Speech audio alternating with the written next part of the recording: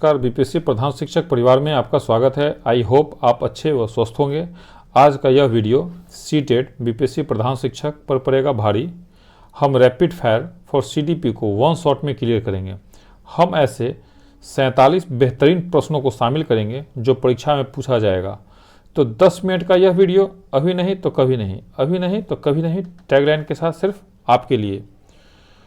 पहले मैं सारे प्रश्नों को बोल देता हूं, आप इन सारे प्रश्नों को एक एक करके बनाएंगे। आपसे कितना ज़्यादा से ज़्यादा बन रहा है निश्चित रूप से मार्किंग करेंगे, क्योंकि अब आज परीक्षा का मात्र 35 दिन बचा हुआ है। तो आपको अपने आप को ये देखना है कि आप परीक्षा के लिए कितना तैयार हो सके हैं।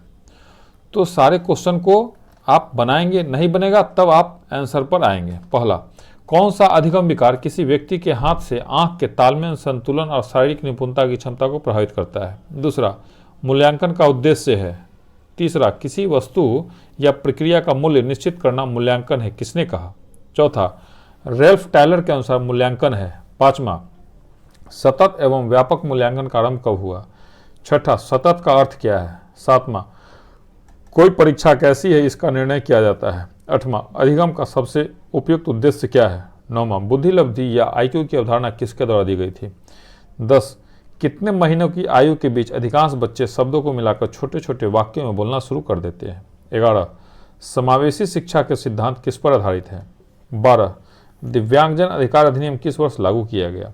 13, शैशवावस्था के दौरान किस अंग की अधिकतम वृद्धि होती है? 14, निःशुल्क एवं अनिवार्य बाल अधिकार अधिनियम 2009 दिव्यांग बच्चों की निःशुल्क शिक्षा के अधिकारों को सुनिश्चित करता है। 15, जब बच्चे प्राप्त की गई सूचनाओं की व्याख्या करने के लिए अपने अनुभवों के आधार पर सोचते हैं तो उसे क्या कहा जाता है? 16, अधिगमकर्ताओं को व्यक्तिगत क्षमता के आधार पर उनकी कठिनाइयों के विभिन्न स्तरों को ध्यान में रखते हुए पढ़ाने की विधि को क्या कहा जाता है? 17, वंशानुक्रम को एक डैश सामाजिक संरचना माना जाता है। 18, सामाजिक सांस्कृतिक विकास का सिद्धांत किसने दिया था? 19, हेंज की दुविधा की कहानी किस पर आधारित है? 20, जब एक ही विषय के विकास का अध्ययन अधिक समय अवधि तक किया जाता है इस अध्ययन को क्या कहते हैं? 21, सूक्ष्म शिक्षण के भारतीय प्रतिमान में कुल कितना समय लगता है? 22, माता की आवाज़ का नवजात के व्यवहार पर प्रभाव पर प्रयोग किसने किया? 23, बालक विकास का जीन प्याजे के सिद्धांत का आधार क्या है? 24, किस मनोवैज्ञानिक ने बचपन को जीवन का अनोखा काल माना है? 25, शिक्षा के अधिकार संबंधी 86वां संविधान संशोधन बिल राज्यसभा में कब प्रस्तुत किया गया? 26, शिक्षा का अधिकार देश में कब लागू हुआ? 27, जिस देश में शिक्षा का अभाव होता है उन देशों में क्या परिवर्तन होने की सबसे होती है? 28, दृष्टि से ओझल हो जाने के बाद मस्तिष्क से ओझल हो जाना किस विकासात्मक अवस्था की विशेषता है? 29, लेव वैगोत्स्की के अनुसार आधारभूत मानसिक क्षमताओं को मुख्य रूप से किसके द्वारा उच्चतर संज्ञानात्मक प्रक्रियाओं में बदला जाता है? 30, वाक व भाषा संबंधी विचार कहलाता है? 31, मोटर कौशल में सीखने की विकलांगता को कहा जाता है? 32, वाक व भाषा संबंधी विचार कहलाता है? 33, मंदबुद्धि बालक का आईक्यू कितना होता है? 34, डिस्लेक्सिया का अर्थ है? 35, गत्यात्मक कौशल में अधिगम की अक्षमता को क्या कहा जाता है? 36, बुद्धि पहचानने तथा सीखने की शक्ति यह कथन किसका है? 37, बुद्धि का त्रिआयामी सिद्धांत किसने दिया था? 38, पुनर्वलन का सिद्धांत किसने दिया? 39, दिवास्वप्न एवं भाषा के कूटकरण की अवस्था है? 40, थ फ च ध्वनिया को क्या कहा जाता है? 41, अधिगम की प्रक्रिया की एक प्रमुख विशेषता पठार है, यह कथन किसका है? 42, समाजीकरण एक सामाजिक तथा मनोवैज्ञानिक प्रक्रिया है, यह प्रसिद्ध कथन किसका है? 43, कोहलबर्ग के अनुसार गलत और सही का निर्णय करने की चिंतन प्रक्रिया को क्या कहा जाता है? 44, मई 2016 में किसकी अध्यक्षता में नई शिक्षा नीति के विकास के लिए समिति ने अपना रिपोर्ट प्रस्तुत की थी? 45, शिक्षा में प्रौद्योगिकी को गंतव्य न मानकर किसके समान माना गया है? 46, एनसीएफ 2005 में क्या बताया गया है? 47, करिकुलम में किस भाषा का शब्द है?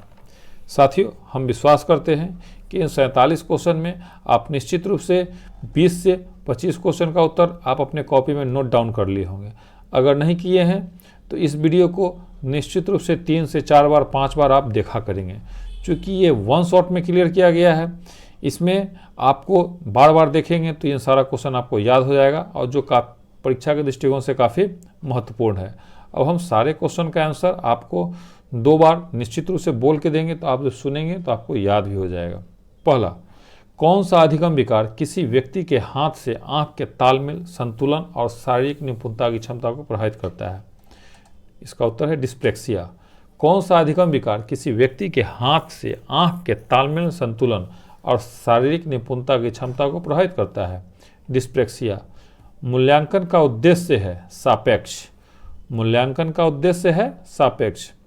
तीसरा, किसी वस्तु या प्रक्रिया का मूल्य निश्चित करना मूल्यांकन है, किसने कहा? टागरसन व एडम्स ने। किसी वस्तु या प्रक्रिया का मूल्य निश्चित करना मूल्यांकन है, किसने कहा? टागरसन व एडम्स ने।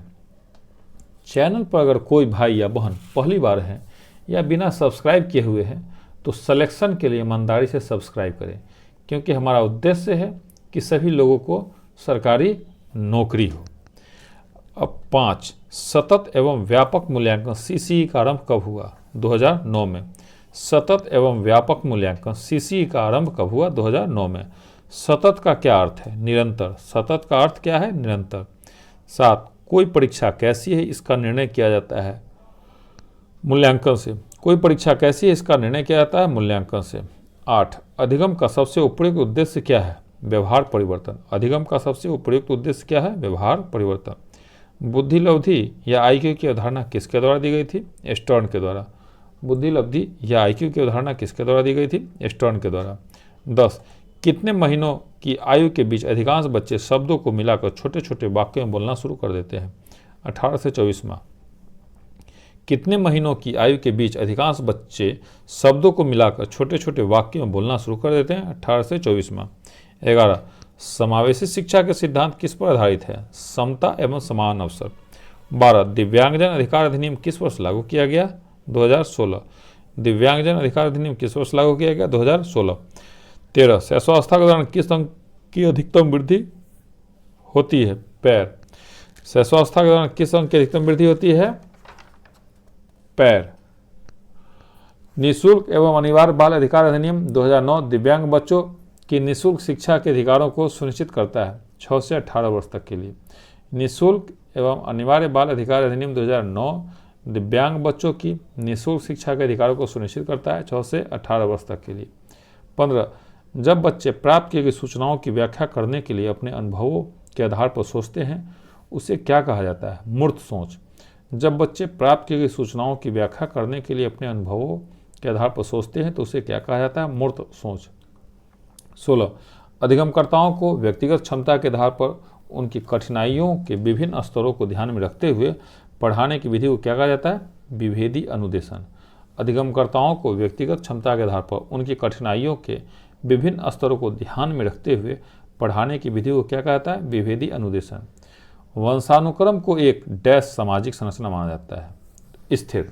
वंशानुक्रम को एक स्थिर सामाजिक संरचना माना जाता है। 18, सामाजिक सांस्कृतिक विकास का सिद्धांत किसने दिया? वाइगोत्स्की ने। सामाजिक सांस्कृतिक विकास का सिद्धांत किसने दिया? वाइगोत्स्की ने। 19, हेंज की दुविधा की कहानी किस पर आधारित है? कोहलबर्ग। हेंज की दुविधा की कहानी किस पर आधारित है? कोहलबर्ग। जब एक ही विषय के विकास का अध्ययन अधिक समयावधि तक किया जाता है, इस अध्ययन को क्या कहते हैं? अनुदैर्ध्य अध्ययन। जब एक ही विषय के विकास का अध्ययन अधिक समयावधि तक किया जाता है, इस अध्ययन को क्या कहते हैं? अनुदैर्ध्य अध्ययन। 21, सूक्ष्म शिक्षण के भारतीय प्रतिमान में कुल कितना समय लगता है? 36 मिनट। सूक्ष्म शिक्षण के भारतीय प्रतिमान में कुल कितना समय लगता है? 36 मिनट। माता की आवाज़ का नवजात के व्यवहार पर प्रभाव का प्रयोग किसने किया? टर्मन ने। माता की आवाज़ का नवजात के व्यवहार पर प्रभाव पर प्रयोग किसने किया? टर्मन ने। बालक विकास का जीन पियाजे के सिद्धांत का आधार क्या है? संज्ञानात्मक विकास। बालक विकास का जीन पियाजे के सिद्धांत का आधार क्या है? संज्ञानात्मक विकास। 24, किस मनोवैज्ञानिक ने बचपन को जीवन का अनोखा काल माना? कोल एवं ब्रूस। किस मनोवैज्ञानिक ने बचपन को जीवन का अनोखा काल माना? कोल एवं ब्रूस। 25, शिक्षा के अधिकार संबंधित 86वां संविधान संशोधन बिल राज्यसभा में कब प्रस्तुत किया गया? 1997। शिक्षा के अधिकार संबंधित 86वां संविधान संशोधन बिल राज्यसभा में कब प्रस्तुत किया गया? 1997। शिक्षा का अधिकार देश में कब लागू हुआ? अप्रैल 2010। शिक्षा का अधिकार देश में कब लागू हुआ? अप्रैल 2010। साथियों, अपने मित्रों को बस इतना बताइए कि बीपीएससी प्रधान शिक्षक चैनल पर आप फ्री में practice set, rapid fire, rapid recall, current affair, Bihar GK का प्रत्येक दिन 6:30 बजे वीडियो देख सकते हैं, जिसके लिए आपसे एक भी रुपया नहीं लिया जाता। हमारे ग्रुप में ऐड होने के लिए 9973115257 अर्थात 99,731,15,257, 8581071208 अर्थात 8581071208 पर व्हाट्सएप करें। 27 जिस देश में शिक्षा का अभाव होता है उन देशों में क्या परिवर्तन होने की सबसे होती है? संस्कृति को सुरक्षित नहीं रख सकते।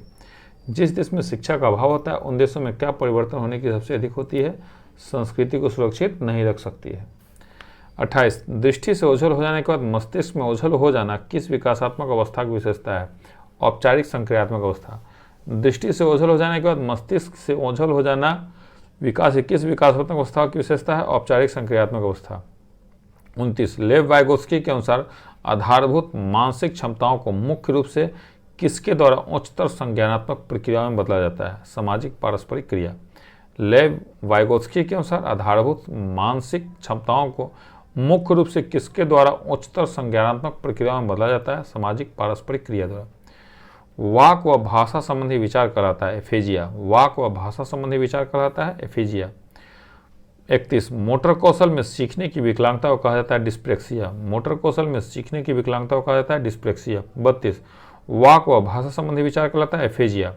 वाक व भाषा संबंधी विचार कहलाता है एफेजिया। 33 मन बुद्धि बालक का IQ कितना होता है? 70 से कम। मन बुद्धि बालक का IQ कितना होता है? 70 से कम। 34 डिस्लेक्सिया का अर्थ है पठन विकार। डिस्लेक्सिया का अर्थ है पठन विकार। 35 गत्यात्मक कौशल में अधिगम की क्षमता का क्या कहा जाता है? डिस्प्रेक्सिया। गत्यात्मक कौशल में अधिगम की क्षमता को क्या कहा जाता है? डिस्प्रेक्सिया। 36 बुद्धि पहचानने तथा सीखने की शक्ति, यह कथन किसका है? गाल्टन का। बुद्धि पहचानने तथा सीखने की शक्ति, यह कथन किसका है? गाल्टन का। 37 बुद्धि का त्रिआयामीय सिद्धांत किसने दिया? स्पीयरमैन ने। बुद्धि का त्रिआयामीय सिद्धांत किसने दिया? स्पीयरमैन ने।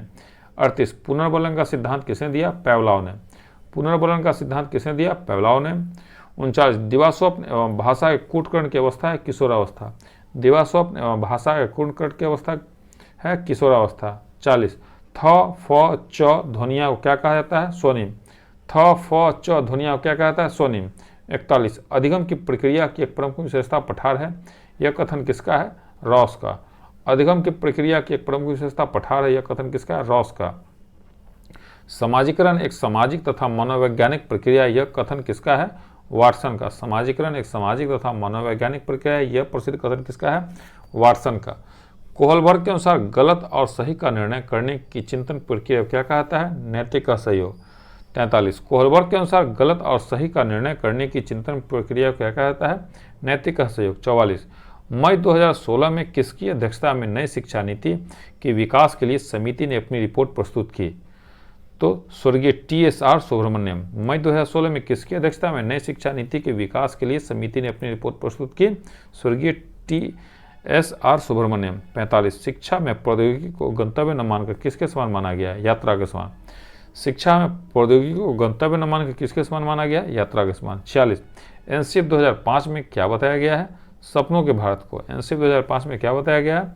सपनों के भारत को। 47 करिकुलम किस भाषा का शब्द है? लैटिन भाषा।